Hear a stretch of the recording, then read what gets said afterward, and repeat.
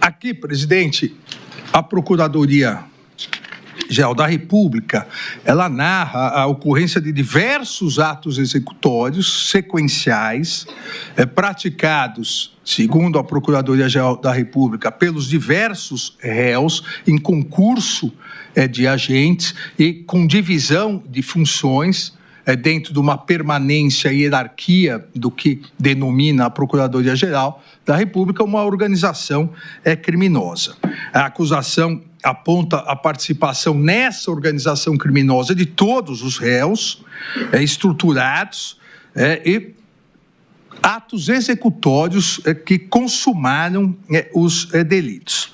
É importante lembrar que a materialidade dos delitos, dos 5 delitos que eu iniciei citando, a materialidade desses delitos imputados pela Procuradoria-Geral da República, essa materialidade já foi reconhecida em mais de 474 ações penais em que o Supremo reconheceu a materialidade desses delitos. Na verdade, esse julgamento não discute se houve ou não tentativa de golpe, se houve ou não tentativa de abolição ao Estado de Direito. O que discute é a autoria, se os réus participaram, porque não há nenhuma dúvida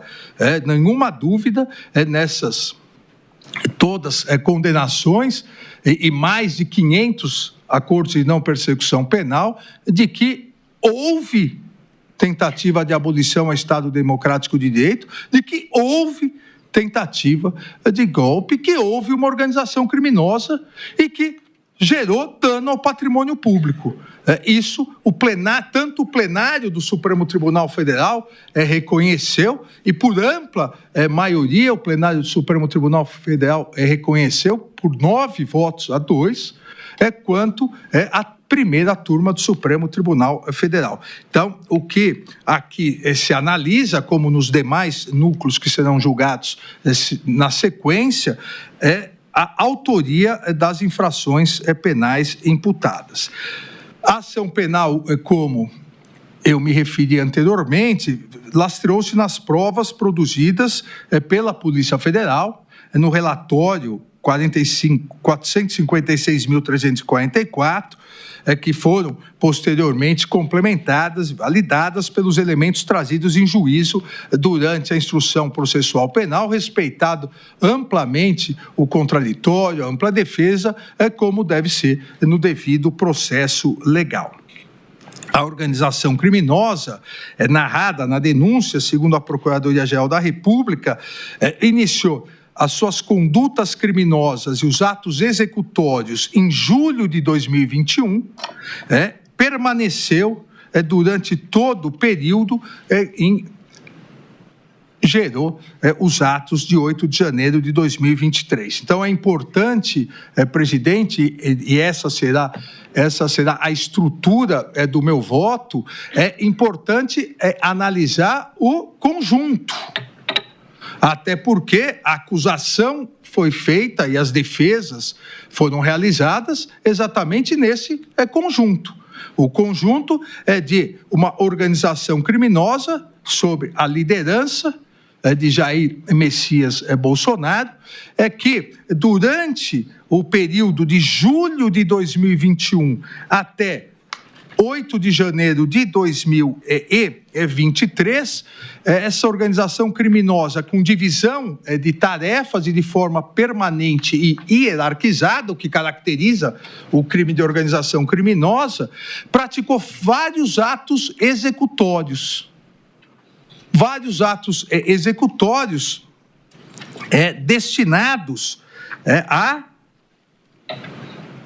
primeiro, atentar contra o Estado Democrático de Direito, no sentido de pretender, nos termos do artigo 359-L, pretender restringir ou suprimir, mediante grave ameaça, a atuação de um dos poderes de Estado, no caso, o poder judiciário. E também atos executórios durante esse período para consumar o artigo 359-M, tentar depor por meio de violência ou grave ameaça, governo legitimamente constituído. Aqui, presidente, é importante relembrar que os tipos penais tutelam bens jurídicos distintos, com absoluta independência típica. Para verificar, durante toda essa análise de julho de 2021 até 8 de janeiro de 2023, se as condutas dos agentes de forma autônoma ofenderam ou não cada um dos bens jurídicos. Muito vem se confundindo que os crimes seriam as mesmas coisas.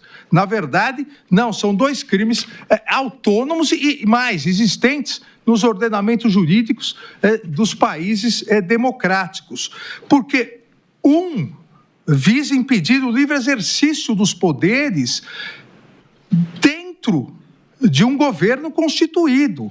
Não visa derrubar o governo constituído. No mais das vezes, isso no direito comparado é muito claro, é o próprio poder constituído, o governo constituído, o executivo constituído, que pretende, para diminuir ou acabar com o sistema de freios e contrapesos, pretende restringir, mediante grave ameaça, a legítima atuação dos demais poderes.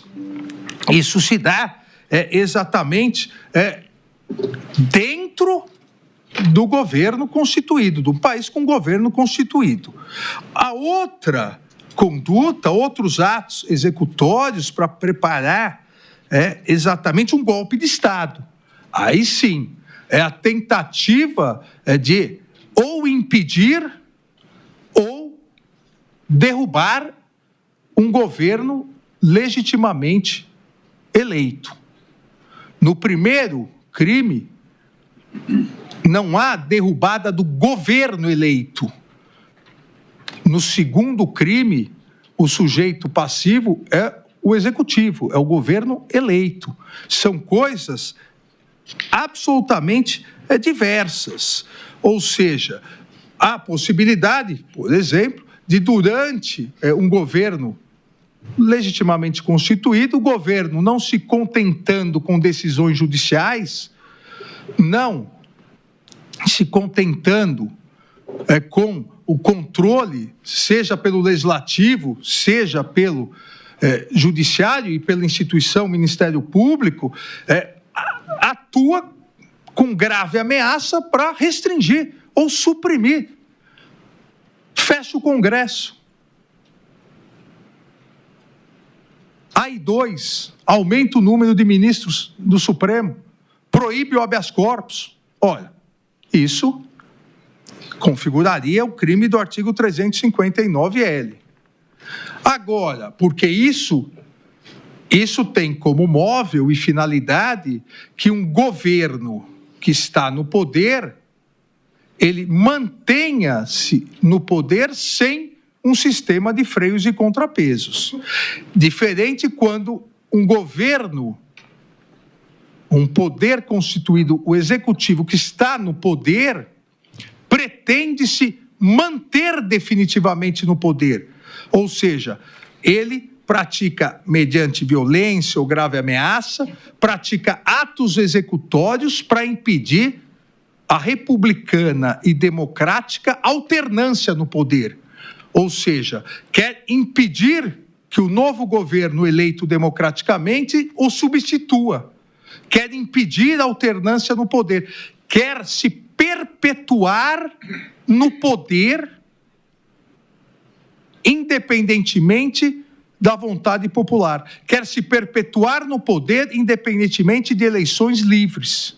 Quer se perpetuar no poder, simplesmente ignorando a democracia. E aí sim é o golpe de Estado. Então, aqui nós temos toda a imputação feita pela Procuradoria-Geral da República, mostrando, segundo a Procuradoria-Geral da República, a existência desses dois tipos penais.